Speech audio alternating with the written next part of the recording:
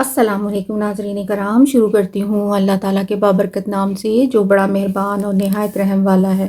حضرت یوسف نے اپنے بھائیوں کی بہت عزت کی اور احترام سے رکھا اور 3 دن ان کی خوب خاطر مدارات کی۔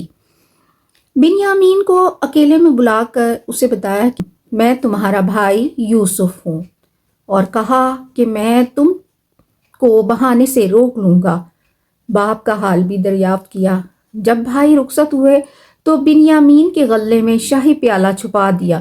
جب بھائیوں کا قافلہ کچھ دور گیا تو شاہی ہرکارے دوڑے آئے اور انہیں روکا اور کہا کہ شاہی پیالہ گم ہو گیا ہے، یقیناً تم لوگ چور ہو، اور پھر سب کی تلاشی لی تو بنیامین کے غلے سے پیالہ برآمد ہوا، اسے لے کر چلے۔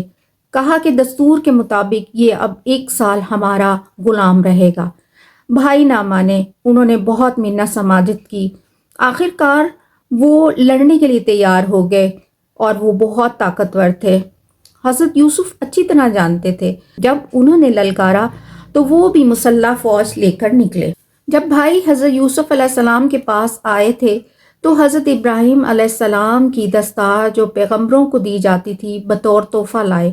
اب جب بھائیوں نے للکارا تو حضرت یوسف علیہ السلام نے دستار سامنے کر دی تو ان کی طاقت سست ہو گئی، تو حضرت یوسف علیہ السلام سب کو گرفتار کر کے لے آئے اور 3 دن قید رکھا، اور پھر انہیں حضرت یوسف علیہ السلام کے سامنے پیش کیا گیا۔ حضرت یوسف علیہ السلام نے کہا کہ بادشاہ کی طرف سے حکم تھا کہ تم لوگوں کو جان سے مار دیا جائے، مگر میں تم لوگوں کو رہا کرتا ہوں، اب جہاں جانا ہے جاؤ۔ تو تمام بھائیوں نے فیصلہ کیا کہ ایک بھائی شمعون وہیں رک گیا، باقی بھائی کنعان واپس چلے گئے۔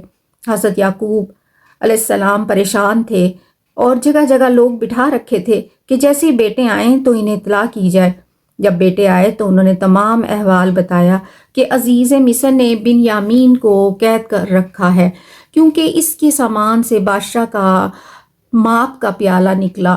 مگر حضرت یعقوب علیہ السلام یقین نہ کرتے تھے۔ انہوں نے کہا کہ آپ قافلے والوں سے دریافت کر لیں کہ ہم بالکل سچے ہیں، مگر حضرت یعقوب علیہ السلام کہتے تھے کہ تم لوگوں نے یہ بات دل سے بنائی ہے اور تم لوگ درست نہیں، مگر میں صبر کے علاوہ کچھ نہیں کر سکتا۔ جاؤ، میرا یوسف مصر میں ملے گا، اسے تلاش کرو۔ ایسے میں حضرت جبرائیل علیہ السلام آئے اور کہا کہ اللہ تعالیٰ فرماتا ہے کہ اگر آپ اسی طرح یوسف کے غم میں رہیں گے تو اللہ تعالیٰ پیغمبروں میں آپ کا نام خارج کر دیں گے۔ تو انہوں نے حکم الہی پر دھیان دیا۔